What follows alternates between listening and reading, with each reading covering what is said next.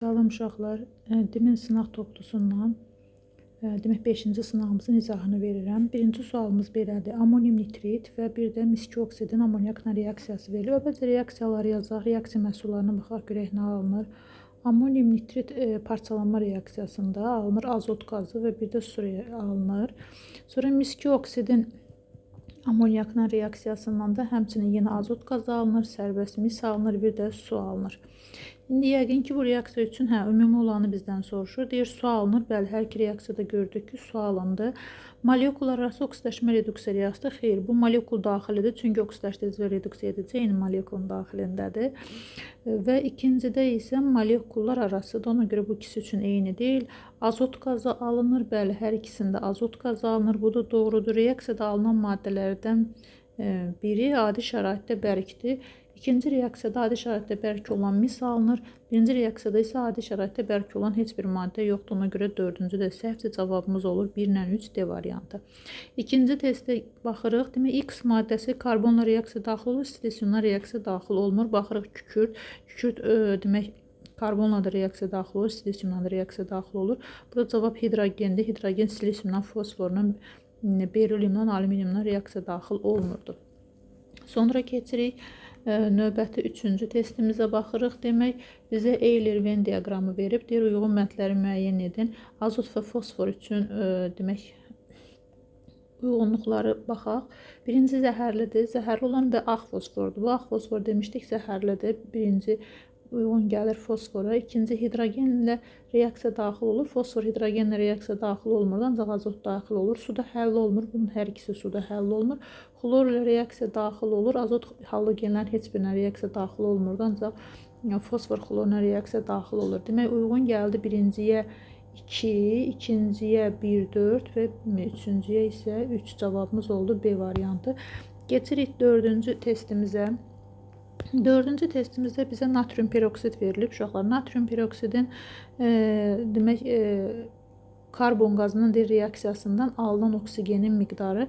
Əvvəlcə natrium peroksidin karbon qazının reaksiyasını yazaq. Demək, alınırdı burada natrium karbonat və bir də oksigen qazı. Deyirdik ki, kosmik gəmilərdə, yeraltı qayıqlarda oksigen alınma reaksiyasıdır. Reaksiyamızı əmsallaşdırsaq, demək, oksigenden başqa bütün maddələrin qarşısına 2 əmsalı düşür. Burada natrium peroksidin emerini hesablasaq, uşaqları 46-nın üstünə 32 gəlsə eləyəcək 78. Yəni 78-dir emeri. 2 vurulsun 78 olanda reaksiyada baxaq, bizdən soruşur alınan oksigenin mol miqdarı. 2 vurulsun 78 qram biz natrium peroksid götürsək 1 mol oksigen alınır və bizə də nə verib? Veribdir 31 tam onda 2. 31 tam onda 2-də neçə mol oksigen alındığını istəyir. Demək, ixtisar eləsək burada 1, burada 0 onda 4 qalar. Burada 1, 0 onda 2. Demək, cavabımız olacaq nə? 0 onda 2. Uyğun gəlir D variantına. Sonra 5-ci testə baxırıq. Demək, şüşənin tərkibinə deyir daxildir. Adi şüşə, kimyəvi şüşə və billur şüşə. Adi şüşənin tərkibi nə idi? Natrium oksid, kalsium oksid və silisium 4 oksid idi və bunların hamısında 6 mol silisium 4 oksid var onsuz da. İkinci kimyəvi şüşənin tərkibi isə kalium oksid, yenə kalsium oksid, yenə 6 mol silisium 4 oksiddir. Ona görə ikisi üçün eyni olan maddə olacaq kalsium oksid. 6-cı testdə baxırıq. Bizə amoniakın demək X-la reaksiyasından karbamid alınıb. Əgər bu karbamid isə demək amoniakla reaksiya girən karbon qazıymış. Və deyir X maddəsini müəyyən edin. Variant olur C variantı karbon qazı. 7-ci testdə baxırıq. Azot və fosfordan ibarət 56 qram qarışığın hidrogenlə reaksiyasında 22,4 litr hidrogenlə reaksiyasında 22,4 litr qaz alınmışdı. İlkin qarışıqda deyir fosforun kütlə payını tapın. Aydın məsələdir ki, burada fosfor hidrogenlə reaksiya girməyəcək. Reaksiya girən nə olacaq? Azot olacaq. Azotun da gəlin hidrogenlə reaksiyasına baxaq. Demək, baxırıq ki, 28 qram azot reaksiya daxil olanda demək, bu 22,4 litr 1 mol deməkdir də 2 mol amoniyak alınır və yaxud ilə yazaq 44,8 litr alınır. Onda 22,4 alınsa bu qaz nə qədər olar? Yəni amoniyak qazdan söhbət gedir. Çünki azotun hidrogenlə reaksiyasından amoniyak qazı alınır. Bu da eləyir neçə qram azot? 14 qram azot. Bizim də qarşılığımız 56 qramdır. Demək 56 qramın 14 qramı nəymiş? azotuymuş, 42 qramı fosforuymuş. Axırıncı cümləsində bizdən istəyir ki, fosforun kütlə payını tapın. Yəni qarışıqda fosforun kütləsi neçə qramdır? 42 qramdır. Fosforun kütləsini ümumi kütləyə bölüb 100-ə vurarıq. O da eləyər neçə? 75%. Cavab olacaq D variantı. Demək eləyir 75%, cavabımız D variantı olur. 8-ci testə baxırıq. Demək reaksiya daxil olması həm silisium 4 oksidin, həm də karbon qazına reaksiya daxil olan maddə. X-i müəyyənləşdirin. Burada elə cavab birinci karbon olacaq. Karbonla silisium 4 oksid reaksiyaya girəndə alınır sərbəst silisium, bir də karbon monoksid. İkincidə isə karbon dioksidlə karbon reaksiyaya girəndə isə alınır karbon monoksid və yaxud da dəm qazı alınır. 9-cu testə baxırıq. Demək, mol miqdarı verilib və maddədən 2 mol reaksiya daxil olub. Bax, 3-dən gəlib, 1-də dayanmış uşaqlar. Demək, metal nitratdan 2 mol neyiniyibdir bu? Parçalandıbdır metal nitratı. Alınan qaz qarışığından. İndi birinci baxaq gümüşdə. Demək, burada gümüş nitratı biz parçalasaq, biz bilirik ki, pasiv metalların nitratları parçalananda əvvəlcə sərbəst gümüş, sonra NO2 qazı, sonra O2 qazı alınır. Reaksiyamızı əmsallaşdırsaq, demək, burada müsbət 1-dən bu 0-a gəlib, azot müsbət 5-dən müsbət 4-ə gəlib. Burada uşaqlar 3 dənə kimyəvi element var oksidləşmə dərəcəsini dəyişən. Yəni gümüşlə azot hər ikisi oksidləşdiricidir və hərəsi bir dənə elektron alıb. Yəni gümüşlə azotun ikisinin də aldığı elektronların cəmi, yəni birini gümüş alıb, birini də alıb azot elədi 2. Və bir də oksidləşmə dərəcəsini dəyişən burada oksigendir. -2-dən gəlib 0-a. Demək 2 dənə oksigen gəlib. Demək bu da nə edibdir? 4 dənə elektronu verib. Demək 4 dənə elektronu verib, gəlib 0-a. Elektron balans tənliyi qursaq, demək 2 ilə 4 ixtisar getsə, qalar 1 ilə 2, yerini dəyişsə 2 ilə 1. Demək azot nitratın qarşısına 2 düşəcək, ancaq bu gümüşün qarşısına da 2 düşəcək, onda NO2-nin qarşısına da 2 düşəcək. Baxırıq ki, bunun 2 molu parçalandı, 3 mol qaz alındı. Burada da elə birinci cavabımız A variantı uyğun gəlir. Burada da baxırıq ki, 3-dən gəlib 1-də dayanıb, 2 mol parçalanıb və qaz qarışıqda alınan qaz qarışıqda 3 moldur. Cavabımız olacaq A variantı. Sonra baxırıq növbəti testimizə, 10-cu testimizə baxaq. Demək, 10-cu testimizdə uşaqlar deyir, hansı reaksiya getmir? Birinci reaksiya gedir, silisiumun qələvlərlə reaksiyasından hidrogen qazı çıxırdı, silisium maqneziumla reaksiya gedir. Demək, birinci reaksiyamızda alınırdı natrium metasilikat və bir də çıxırdı hidrogen qazı. İkinci reaksiyamızdan isə maqnezium silisit alınır, maqnezium 2 silisium. Üçüncü reaksiyamızdan alınır maqnezium oksidlə silisium. Burada dördüncü reaksiyamız getməz. Biz demişdik ki, hidrogen silisiumdan, fosfordan, alüminiumdan, berilyumdan reaksiya getmir. Molekulunda 8 atom olan kübrəni müəyyən edin deyir 11-ci testimizdə. Demək, kalium şurası, kalium nitrat idi. Buna həmçinin Hindistan şurası da deyilir. Bir də var natrium şurası da natrium nitrat idi. Buna da deyilir Çili şurası həmçinin. Bir də karbamid CONH2 demək formulu budur bu gübrənin də. Sonra amafos NH4 3 dənə PO4 amonium ortofosfat.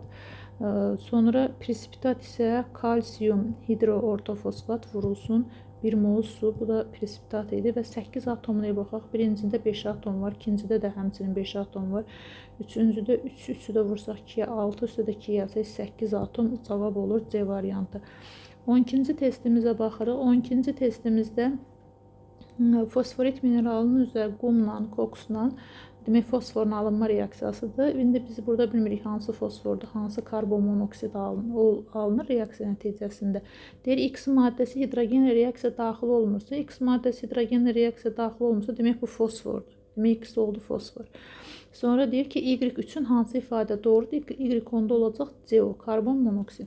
Demək, zəhərli qazdır, bəli, karbon monoksid zəhərli qazdır, cavab A variantı uyğun gəlir. 13-cüyə baxırıq.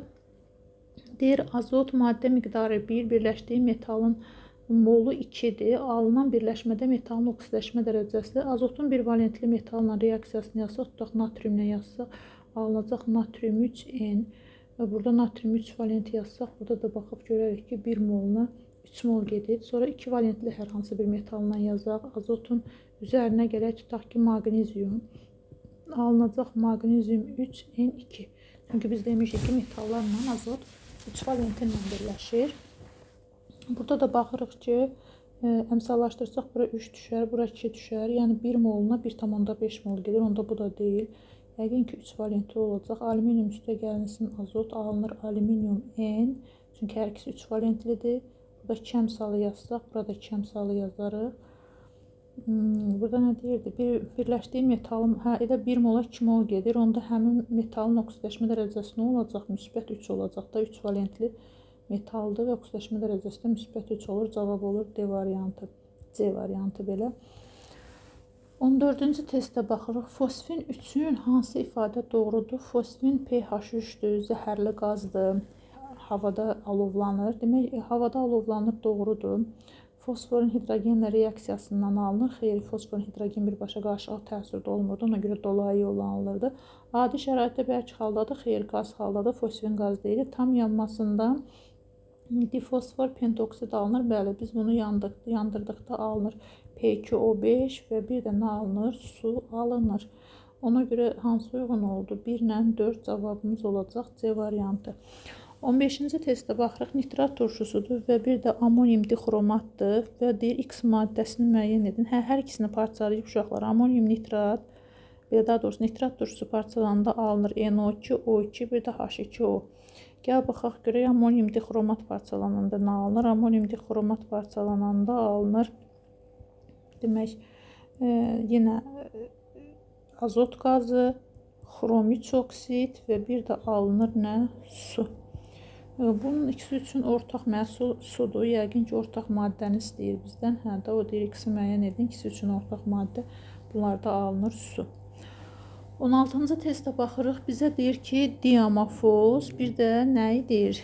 2 qat superfosfat. Diamofosun formuluna baxsaq, uşaqlar, amonium hidroortofosfatdır diamofos. İkinci 2 qat superfosfat isə kalsium dihidroortofosfatdır. Demək, gübrələrin formullarını əzbər yadımızda saxlamalıyıq. Deyir ki, ümumi olan nədir? Turş duzdur. Bəli, hər ikisi turş duzdur, düzdür.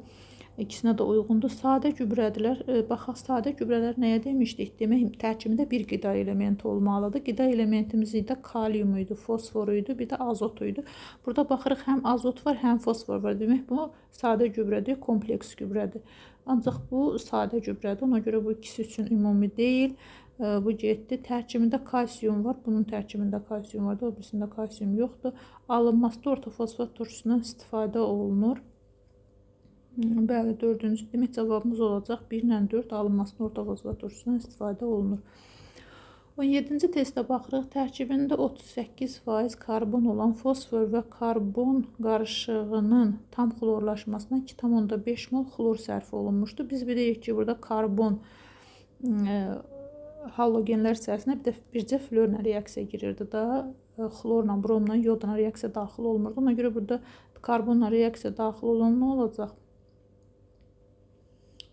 Fosfor olacaq. Yox, xlorla reaksiya daxil olan. Demək, fosfor, xlorla reaksiya daxil olanda alınır nə?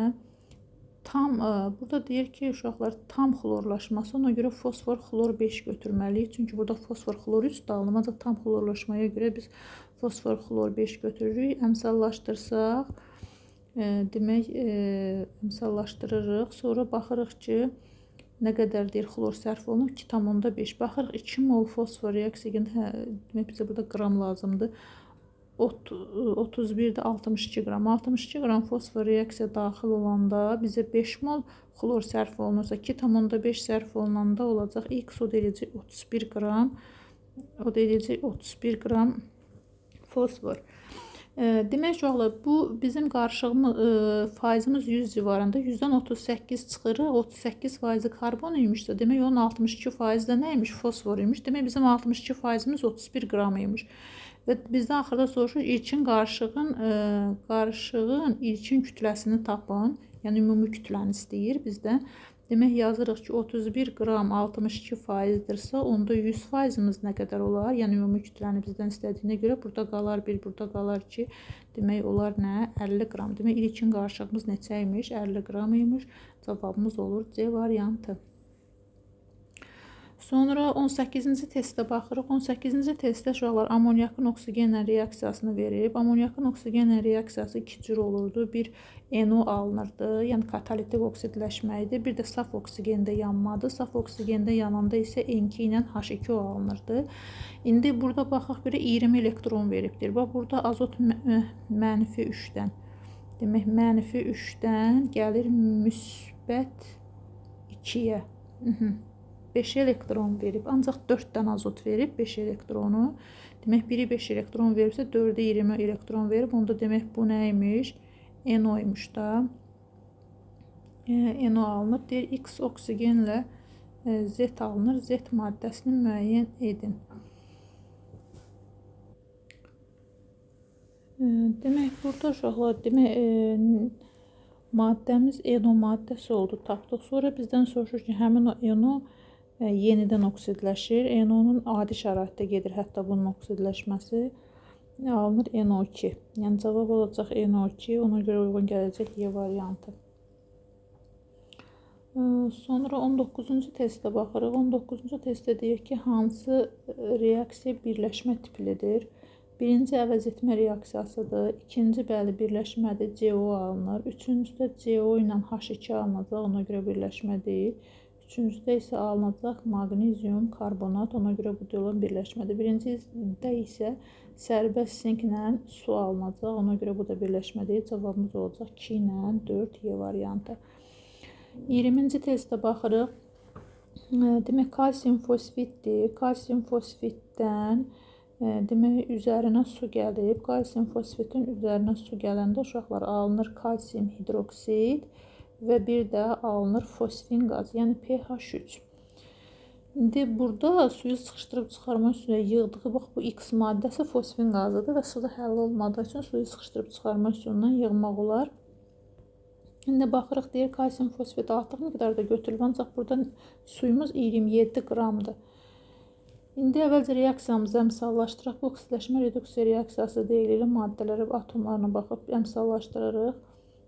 Demək hidrogenimiz sağ tərəfdə oldu 6 dənə. Buraya 6 yazsaq, oksigenimizə baxaq, o da oldu 6 dənə. Aha, bizə deyir ki, reaksiyada alınan fosfin qazının kütləsini hesablayın. Demək 6 vurulsun 18. Burada biz suya görə hesablayacağıq da, bizə suyun kütləsini verib 27 qram. 6 vurulsun 18 qram su olanda 31 bu, üstə də 3 gəlirik. Fosfin qazını əmələ eləyir 34. 2 vurulsun 34 qram fosfin qazı alınırsa da, onda 27-yə də nə alınır? X alınır. Burada qalar 3, burada qalar 2. Bununla da bu getsə, burada qalsa 1, burada qalsa 2. Bu neçə elədi? Eləyəcək. Demək 34-ü də 2-yə bölsək 17. Cavab olur nə? B variantı. Sonra 21-ci testimizə baxırıq uşaqlar. 21-ci testimizdə demək fosfor 5 oksid su ilə soyuq şəraitdə reaksiya girəndə metafosfat turşusu alınırdı. HPO3 deyir X molekulunda pirabitələr atomun sayını neçə faizini təşkil edir? Gəlin bunun quruluş formulunu yazaq. Biz demişdik ki, hidrogen qeyri-metala oksigen körpüsü vasitəsilə birləşir. Burada da bir dənə hidrogen var. Bir dənə hidrogen oksigen körpüsü vasitəsilə birləşəcək və burada 2 dənə pirabitəsi var. Çünki demişdik 2 qat rabitənin biri pi, biri sigma olur. Ümumi atomların deyir neçə faizini təşkil edir? Neçə atom var burada? 2-si, 3-ü də 5 atom var və 2-dən demək 2-yi bölürük. Neçə faizini təşkil edir? 5-ə vururuq 100-ə, o da eləyəcək 40 faizini təşkil edəcək. Bu olacaq D variantı. 22-ci testə baxırıq. Demək 22-ci testdə bizə maddə verib, X maddəsi və X maddəsi kalsium hidrokarbonatla və kalium karbonatla reaksiya girir. Bu kalium nitrat ola bilməz, çünki reaksiya axıra qədər getməlidir. Duzla reaksiya getməlidir. Maqnezium xlorid də demək Nalla burada magnezium xloridi. Burada da yine həll olmayan maddə alınmayacaq. Ona görə bu da getmir. Burada kalsium hidroksidin reaksiyasına baxsaq uşaqlar. Kalsium hidrokarbonatın üzərinə kalsium hidroksid gəlsək, alınırdı kalsium karbonat, bir də su. Yəni burada ona görə bu reaksiya gedəcək. İkinci kalium karbonatın üzərinə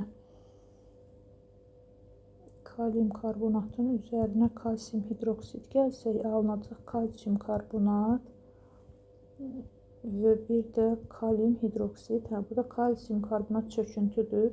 Buna görə də variant olacaq C variantı. 23-cü testə baxırıq. Karbon və silisiumdan ibarət 30 qram qarışığın hidrogenlə reaksiyasından 2 mol qaz alınmışdır. Biz bilirik ki, silisium hidrogenlə reaksiyaya girmir, karbon hidrogenlə reaksiyaya girəcək və bu zamanlar metan qazı alınacaq. 12 qram karbon reaksiyaya girəndə 1 mol metan qazı alınırsa, 2 mol metan qazında x qədər karbon reaksiyaya girir. O da eləyər 24 qram karbon.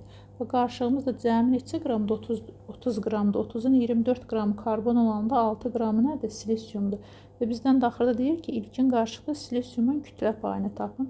6'yı bölürük 30'a, vururuq 100'ə. O da eləyəcək 20%. Cavabımız olacaq 20%. Sonra 24-cü testə baxırıq.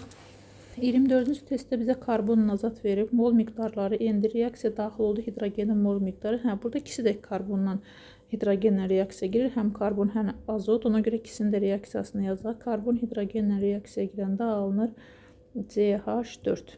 Bura 2 əmsal düşür. Sonra azotun hidrogenlə reaksiyasına baxaq. Azot hidrogenlə reaksiyaya girəndə 3 mol hidrogenlə reaksiyaya girir və amoniak qazı alınır.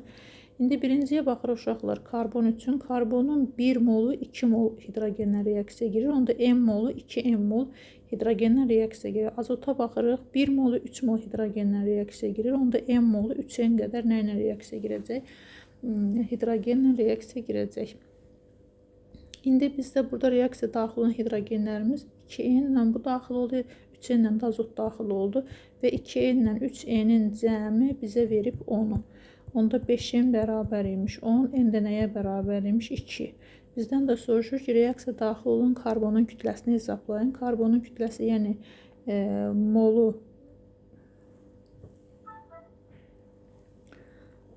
molu 2 olduğu üçün 1 mol karbon 12 qramdır. Onda 2 mol karbon neçə qramdır? 24 qram. Karbonun qramla kütləsində cavabımız olur 24. 25-ci testə baxaq. 25-ci testdə demək bizə verilib hansı reaksiyada deyir hidrogen ayrılır. Birinci reaksiyada alınır da silisium flor 4 və hidrogen birinci reaksiyadan alınır. İkinci reaksiyada natrium metasilikat alınacaq və bir də aydın məsələdə su çıxa bilər.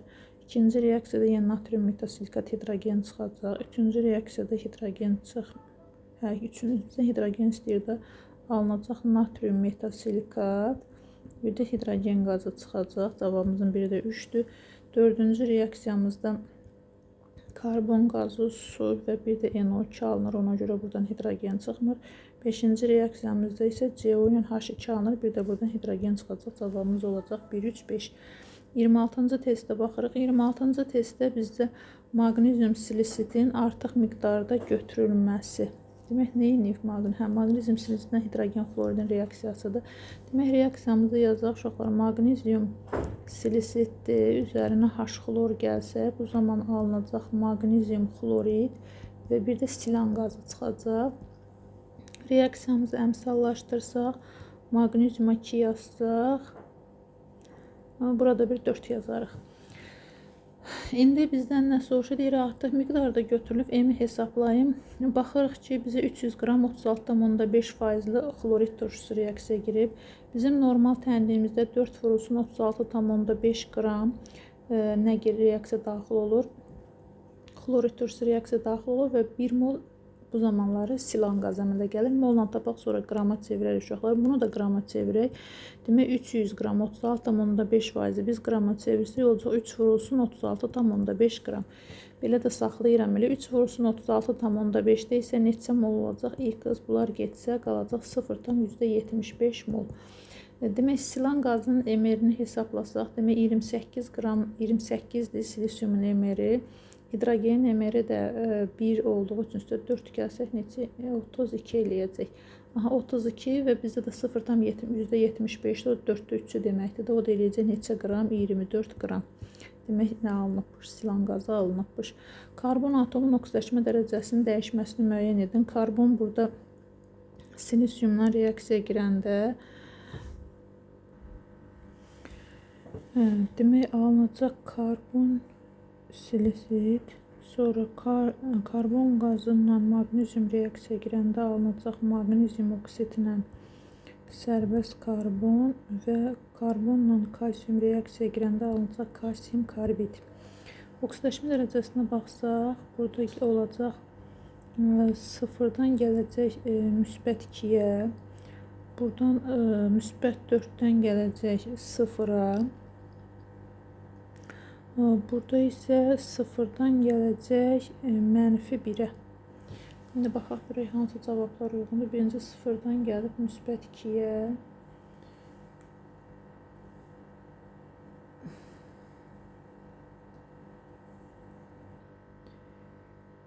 Burada birinciyə baxırıq. Birincidə yox, burada müsbət 4-ə gəlib.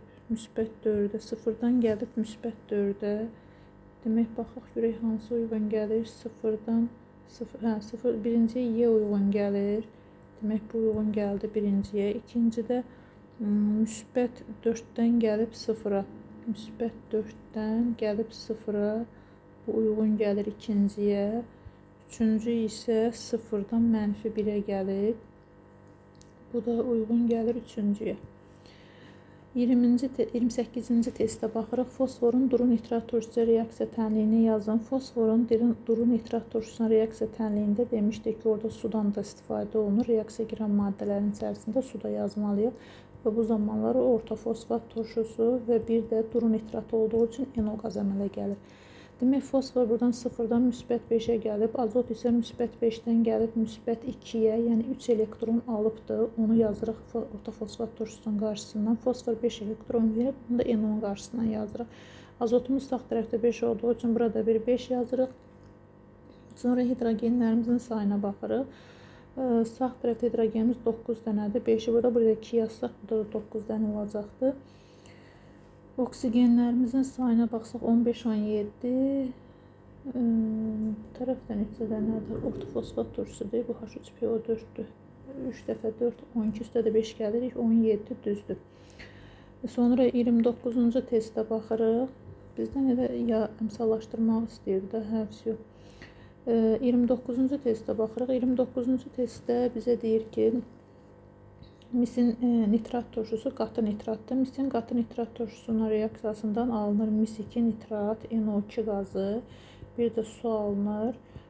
Duru nitrat turşusunun reaksiyasından isə alınır yenə mis-2 nitrat, demək NO qazı və bir də su alınır. İndi nə istəyir bizdən? Deyir ki, alınan qaz halında maddən beynəlxalq üsulla adlandırın. Heç reaksiyanın məhsullarına ehtiyac yox imiş ki, burada alınan adı NO2-dir. Beynəlxalq adını istəyir. Azot dioksiddir. Beynəlxalq adı. Durudan isə NO çıxır. Bunun adı da azot monoksiddir. 30-cu testə baxırıq. Gümüş nitratdır. Parçalanıb gümüş nitrat. Demək, gümüş nitratın bayaq orada parçalanma reaksiyasını yazıb əmsallaşdırmışdıq. Bilmirəm, neçənci testdə də var idi bunun bu reaksiyası. Demək, buraya 1, 2, buraya 2, buraya da 2 düşmüşdür. Və bizə deyir ki, 6,72 litr qaz çıxıb. İndi biz buradan baxırıq ki, gümüş nitratın burada emeri bizə lazım olacaq. Demək, 108-in üstünə gəlirik 62, 170. Aha. 2 vurulsun 170 qram gümüş nitratdan nə qədər qaz çıxır? 67,2 litr.